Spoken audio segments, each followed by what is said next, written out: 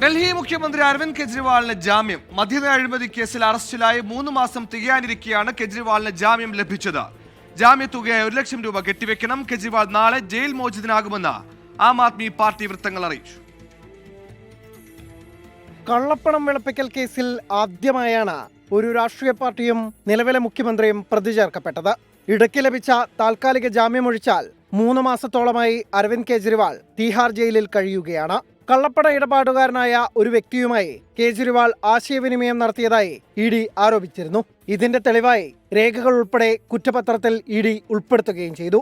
E D ഹാജരാക്കിയ രേഖകൾ തനിക്കെതിരെയുള്ള തെളിവല്ലെന്ന വാദം അംഗീകരിച്ചാണ് കോടതി കേജ്രിവാളിന് ജാമ്യം അനുവദിച്ചത്.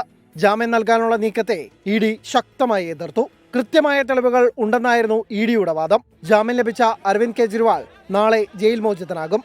ജാമ്യ വ്യവസ്ഥകൾ ഉച്ചയോടുകൂടി പൂർത്തിയാക്കുമെന്ന് ആം ആദ്മി പാർട്ടി വൃത്തങ്ങൾ വ്യക്തമാക്കി. ഇടക്കാല ജാമ്യം ലഭിച്ചതിന് സമാനമായി വലിയ സ്വീകരണം ഒരുക്കാനാണ് പാർട്ടി തീരുമാനം. 24 ഡൽഹി.